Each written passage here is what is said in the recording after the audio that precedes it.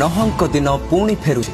Matthew 24 ଅଧ୍ୟାୟ 37 ପଦରୁ 39 ପଦରେ ଯୀଶୁ କୁହନ୍ତି, ନହଙ୍କ ଦିନରେ ଯେପରି ହୋଇଥିଲା ମନୁଷ୍ୟ ପୁତ୍ରଙ୍କ ଆଗମନ କାଳରେ ମଧ୍ୟ ସେହିପରି ହେବ।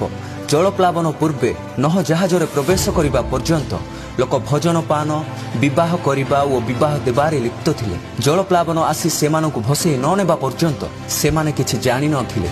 ପ୍ରଭୁ ହଠାତ୍ ବିନାଶ ନେଇ ଆସନ୍ତି ନାହିଁ। ସେ ପ୍ରଥମେ ଚେତାବନୀ ଦିଅନ୍ତି, ସୂଚନା ଦିଅନ୍ତି, ସୁଯୋଗ ଦିଅନ୍ତି, କିନ୍ତୁ ଶେଷରେ ନ୍ୟାୟ ସୁନିଶ୍ଚିତ। ପ୍ରଭୁ ନହଙ୍କୁ ଜଣାଇଥିଲେ ଜଳପ୍ଲାବନ ଆସିବ, ପୃଥିବୀ ଜଳମଗ୍ନ ହେବ, ଯାହା ଆଦି ପୁସ୍ତକ 6 ଅଧ୍ୟାୟ 3 ପଦରେ ଦେଖିବାକୁ ମିଳେ।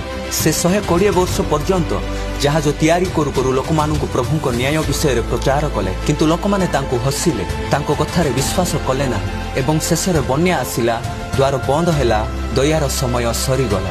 ଯୀଶୁ ଆଜି ମଧ୍ୟ ଆମ୍ଭମାନଙ୍କୁ ଚେତନା ଦେଉଅଛନ୍ତି, ପଶ୍ଚାତାପ ଓ ପରିବର୍ତ୍ତନ ପାଇଁ ସମୟ ଏବେ ହିଁ। ଏ ଜାଣି କାଲି ସମୟ ମିଳି ନପାରେ। ପ୍ରଭୁ ଯେତେବେଳେ ସୂଚନା ଦିଅନ୍ତି ସେଠାରେ କୃପାର ସମୟ ମିଳେ, ପଶ୍ଚାତାପ କରିବାର ସୁଯୋଗ ମିଳେ, କିନ୍ତୁ ଏହା ମଧ୍ୟ ସତ୍ୟ ଯେ ଶେଷରେ ବିଚାର ନିଶ୍ଚିତ।